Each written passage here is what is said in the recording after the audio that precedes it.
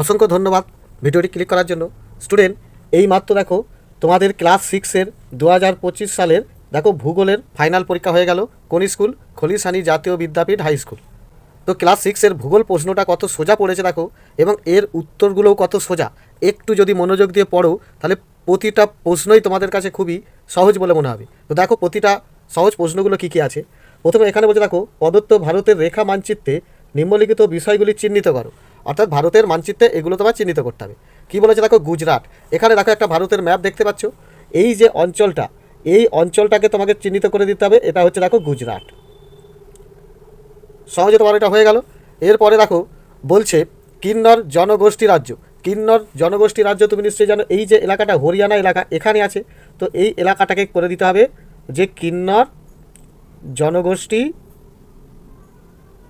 ঠিক আছে, রাজ্য। তো কিন্নর জনগোষ্ঠী রাজ্য, ঠিক এই হরিয়ানা এই এলাকার দিকে তোমাকে একটা চিহ্নিত করতে হবে, যেন ভুল করে এদিকে না হয়, ঠিক এই দিকটাই তোমাকে চিহ্নিত করতে হবে। ওকে, এরপরে দেখো বলছে একটি কফি উৎপাদক রাজ্য। ভারতের একটি কফি উৎপাদক রাজ্য হচ্ছে দেখো কর্ণাটক। তো এই এলাকাটা দেখো কর্ণাটক আছে, কেরালা এই দিকে দেখো কর্ণাটক, ঠিক আছে। কেরালা কর্ণাটকের দিকে তোমাকে এখানে টার্গেট করে দিতে হবে, এইখানে করে দিতে হবে যে কফি উৎপাদক অঞ্চল। ওকে, অর্থাৎ এই কেরালা কর্ণাটকের দিকে। ওকে, তো এরপরে কি বলছে দেখো, এরপরে বলছে শৃঙ্খলা পাওয়া যায় এমন একটি অঞ্চল। তুমি নিশ্চয়ই জানো শৃঙ্খলা পশ্চিমবঙ্গের দার্জিলিং এলাকায় পাওয়া যায়। তো পশ্চিমবঙ্গের দার্জিলিং দেখো এই ভারতের ম্যাপের কোন দিকে? এখানে দেখো পশ্চিমবঙ্গ ঠিক এইরকম ওপরের দিকে, ঠিক আছে, এই দিকে দেখো দার্জিলিং। তো এই দিকে তোমাকে চিহ্নিত করে দিয়ে এখানে লিখতে হবে যে শৃঙ্খলা পাওয়া যায়। কি?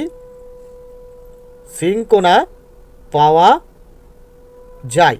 এরপর কী বলছে দেখো, ভারতের একটি প্রতিবেশী দেশ। দেখো ভারতের প্রতিবেশী দেশ, এইখানটা দিতে পারো বাংলাদেশ, এখানে দেখো এটা নেপাল। তো এইটা দিয়ে দিতে পারো যে নেপাল, ভুটান, বাংলাদেশ, এদিকে দেখো পাকিস্তান, অনেক আছে। ক্লিয়ার? তারপরে বলছে দেখো ভারতের রাজধানী। ভারতের রাজধানী দেখো ঠিক এরকম জায়গায় আছে দিল্লি। তো এই দিকে করে দিচ্ছ দিল্লি বা ভারতের রাজধানী লিখে দেবে। এরপরে দেখো সাথেটা বলছে ভারতের একটি অভয়ারণ্য, এটাও চেয়েছিল। এটা দেখো এই দিকে দেখতে পাচ্ছ পশ্চিমবঙ্গ, এই পশ্চিমবঙ্গের এই দিকে দেখো সুন্দরবন আছে। তো এই এলাকাটাকে চিহ্নিত করে দিয়ে সুন্দরবন। ওকে, সুন্দরবন বা অভয়ারণ্য। এরপর 2 নম্বর দাগের কী পড়েছে দেখো, সঠিক উত্তরটি বেছে নিয়ে লেখো। 10টা করতে হবে, প্রতিটা 1 নম্বর। কী বলছে দেখো, আন্তর্জাতিক তারিখ রেখা হলো দেখো 180 ডিগ্রি দ্রাঘিমা রেখাকে বলা হয় আন্তর্জাতিক তারিখ রেখা। এইটা তোমার উত্তর হবে। মেঘ ঝড় বৃষ্টি হয় বায়ুমণ্ডলের ট্রপোস্ফিয়ারে। বায়ুতে অবস্থিত একটি বিষাক্ত গ্যাস নয়, এটা হবে দেখো অক্সিজেন। শব্দ দূষণের মাত্রা ধরা হয় 65 ডেসিবেল থেকে। ওকে, কুইনাইন তৈরি হয় সিনকোনা গাছ থেকে। জলদাপাড়া একটি দেখো অভয়ারণ্য, জলদাপাড়াও একটা অভয়ারণ্য। ওকে, চুন ও ফসফেটযুক্ত কালো মাটিতে তুলো চাষ ভালো হয়। প্রজাতন্ত্র দিবস পালিত হয় 26শে জানুয়ারি। ওকে, পৃথিবীর প্রাচীনতম মানচিত্র আবিষ্কৃত হয়েছে দেখো ব্যাবিলনে। দেখো একটি তন্তু জাতীয় ফসলের নাম হলো পাট। ক্লিয়ার? এরপরে শূন্যস্থান পূরণ কী দিয়েছে, সূর্যোদয়ের আগের সময়কে বলে দেখো উষা। কি বলে? উষা। ওকে, পৃথিবীর একেবারে ভিতরে রয়েছে, এটাও লিখতে পারো গরম লাভা, এটাও লিখতে পারো আবার কেন্দ্রমণ্ডল, কেন্দ্রমণ্ডল এটাও লিখতে পারো, বা গরম লাভা, দুটো যে কোনো একটা লিখলেই নাম্বার পেয়ে যাবে। ওকে, বায়ুতে অবস্থিত একটি রাসায়নিক পদার্থের নাম ক্লোরোফ্লোরোকার্বন, এটা সঠিক দিয়েছো, আরও অনেক দেওয়া যাবে। যে যন্ত্রের সাহায্যে শব্দের তীব্রতা মাপা হয় তাকে বলা হয় ডেসিবেল মিটার, এটা সঠিক। সর্পগন্ধা গাছ থেকে যে ওষুধ তৈরি হয় তার নাম হচ্ছে দেখো রেসার পিন। কী হয়? রেসার পিন। কি? উচ্চ রক্তচাপের ক্ষেত্রে ব্যবহার করা হয়। ওকে, বন্যপ্রাণ সপ্তাহ পালিত হয়, এটা মার্চ মাসে নয়, এটা হবে অক্টোবর মাসে। OCTOBER, অক্টোবর মাসে। ওকে, এরপরে কি বলছে দেখো, দেশ রাজ্য জেলার অবস্থান সীমানা দেখানো হয় দেখো রাজনৈতিক মানচিত্রে, এটাই সঠিক। দেখো বর্তমানে মানচিত্র বইকে ড্যাশ বলা হয়, এটা মানচিত্র বইকে দেখো অ্যাটলাস বলা হয়। ক্লিয়ার? অ্যান্টিবায়োটিকের কাজ করে ড্যাশ গাছ, কালমেঘ গাছ, কালমেঘ গাছ। ওকে, ধরিত্রী দিবস পালিত হয় 22শে এপ্রিল। ক্লিয়ার? এরপর 4 দাগের বলেছে দেখো ক স্তম্ভের সঙ্গে খ স্তম্ভ মেলাও। ওকে, 5টা মেলাতে বলেছে। দেখো গোন্ডো, চেঞ্চু, জারোয়া, সাঁওতাল, টোডা, এগুলো সব দেখো উপজাতি অর্থাৎ আদিবাসী জাতিগোষ্ঠী সব দিয়েছে। আর এখানে যে অঞ্চল বা এলাকাগুলো দিয়েছে এর সঙ্গে তোমাকে মেলাতে হবে। এর উত্তরটা দেখো তুমি 99 পাতায় দেখলেই পেয়ে যাবে। এখানে দেখতে পাচ্ছ এই পাতাতেই সব আছে। ওকে, তো এখানে দেখো তোমার প্রথম হবে যে গন্ডো। গন্ডটা হবে দেখো বৃহত্তম আদিবাসী গোষ্ঠী, এইটা হবে দেখো 1 সঠিক। চেঞ্চু, চেঞ্চু দেখো অন্ধ্রপ্রদেশে, এটা ঠিকই করেছো 2। জারোয়া, জারোয়া দেখো আন্দামান, ওকে এইটা হবে 3। তারপরে দেখো সাঁওতাল কৃষি ও শিল্প শ্রমিক, এটা সঠিক আছে, এইটাই 4। আর টোডা হচ্ছে দেখো নীলগিরি পাহাড় অঞ্চলে, এই 5। অর্থাৎ এখানে যে ডান দিক বাদিক স্তম্ভ মেলাতে দিয়েছে এই 5টাই সঠিক, ওকে। তো এরপরে কি বলছে দেখো 5-এর দাগের বলছে পূর্ণ বাক্যে প্রশ্নগুলির উত্তর দাও প্রতিটা 1 নম্বর মানের। মাধ্যাকর্ষণ শক্তির কথা প্রথম কে বলেন? আইজাক নিউটন, ওকে। মহাকাশ স্টেশন বায়ুমণ্ডলের কোন স্তরে দেখা যায়? দেখো এক্সোস্ফিয়ার, এক্সোস্ফিয়ার, ওকে এক্সোস্ফিয়ার স্তরে। সিএফসির পুরো নাম হচ্ছে ক্লোরোফ্লোরো কার্বন, ক্লোরোফ্লোরো কার্বন, ওকে। শব্দের তীব্রতা মাপার একক হচ্ছে দেখো ডেসিবেল, ডেসিবেল, ডেসিবেল এককে মাপা হয়, ক্লিয়ার। পশ্চিমবঙ্গের কোথায় লবণাম্বু অরণ্য দেখা যায়? এটা দেখো সুন্দরবন, সুন্দরবন, ওকে। গুজরাটের গির অরণ্য কোন পানির জন্য বিখ্যাত? এটা হয়ে যাবে দেখো সিংহ, সিংহর জন্য বিখ্যাত। ধান চাষের জন্য কেমন মাটি প্রয়োজন? উর্বর পলি মাটি, উর্বর পলি মাটি, উর্বর পলি মাটি বা এঁটেল মাটি দরকার। কার্টোগ্রাফি কি? মানচিত্র অঙ্কন বিদ্যা, মানচিত্র অঙ্কন বিদ্যা, মানচিত্র অঙ্কন বিদ্যাকে কার্টোগ্রাফি বলে, খুবই সোজা। এরপরে দেখো এই যে 9টা, এটা খুবই একটা মূল্যবান এবং খুবই সহজ প্রশ্ন ফেলেছে। দেখো বাস্তবে কোনো দূরত্ব 1000 কিমি হলে ছোট স্কেল মানচিত্রে তার দূরত্ব কত সেমি? দেখো ছোট স্কেল মানচিত্রে 1 সেমি মানে 250 কিমি, ওকে 1 সেমি মানে 250 কিমি। তাহলে দেখো 4 সেমি মানে 1000 কিমি, ঠিক আছে। তাহলে দূরত্ব কত? দূরত্ব হচ্ছে দেখো 4 সেমি, ছোট স্কেল মানচিত্রে সেটা 4 সেমি দেখাবে, ক্লিয়ার।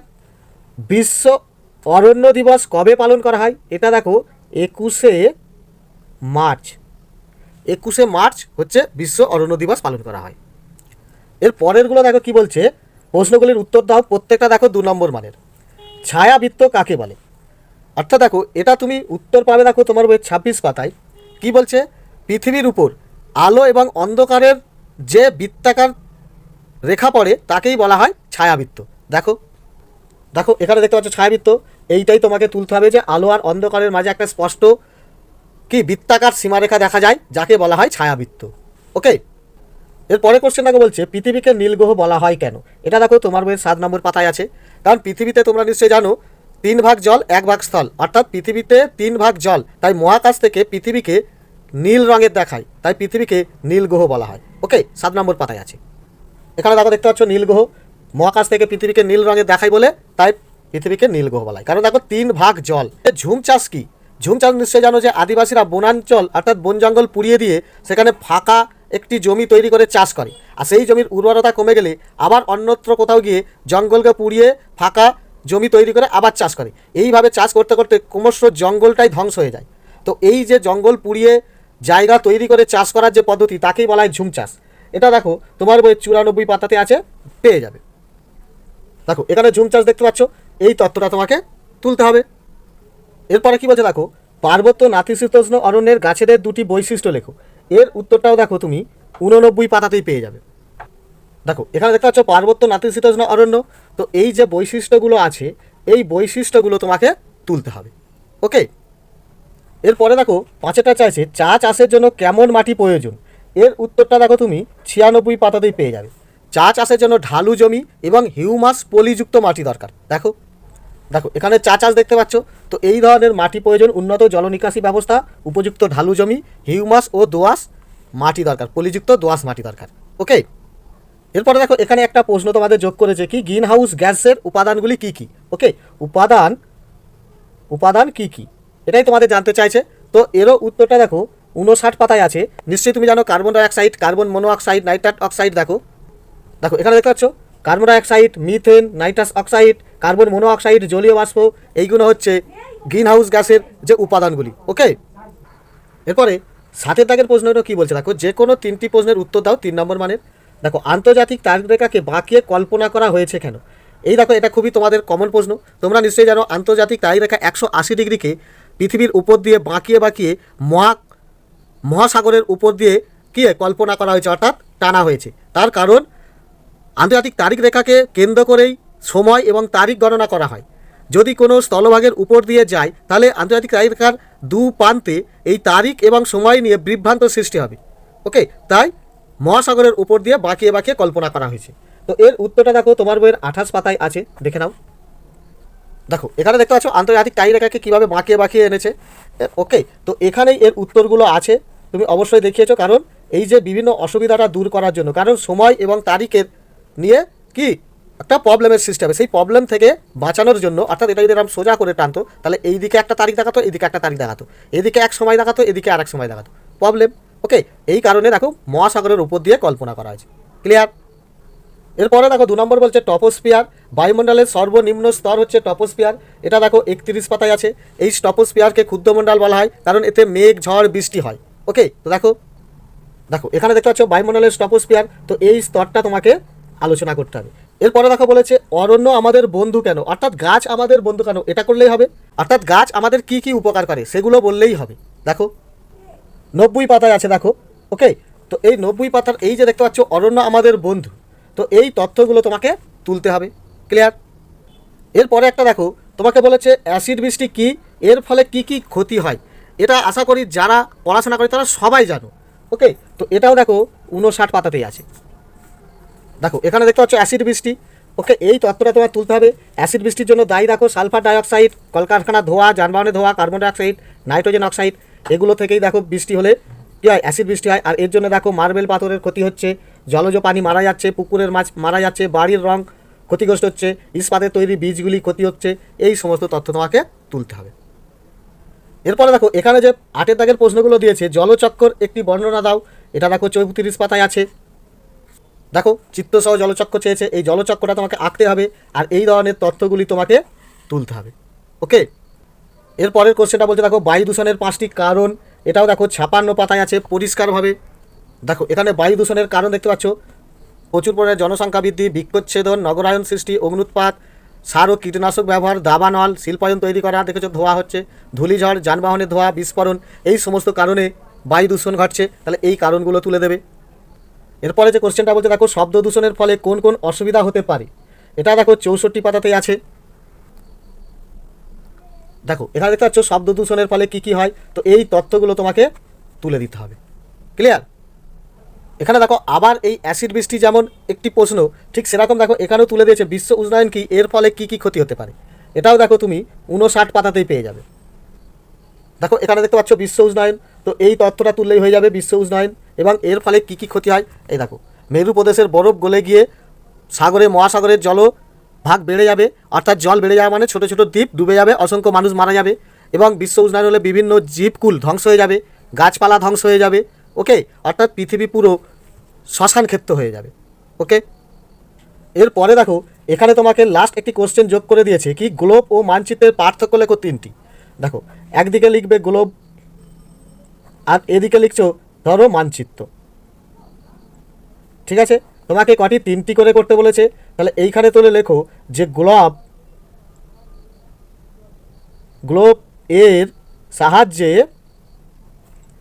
পৃথিবীর সঠিক ধারণা পাওয়া যায়। ঠিক আছে, সঠিক ধারণা পাওয়া যায়। ওকে, কিন্তু মানচিত্রে দেখো মানচিত্রে পৃথিবীর সঠিক ধারণা পাওয়া যায় না।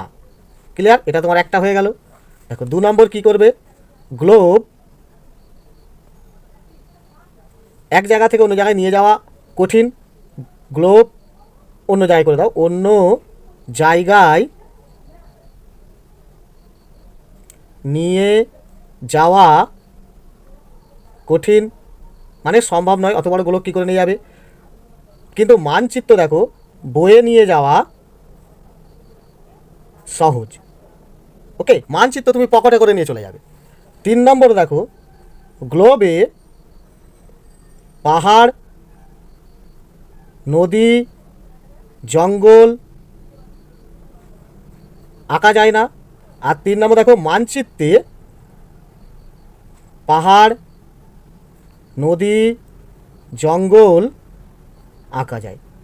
আরও অনেক হবে, এই ধরনের 3টে তুমি পার্থক্য লিখে দেবে, আরও অনেক করতে পারবে, সেই সবগুলোও তুমি তুলে দিতে পারো।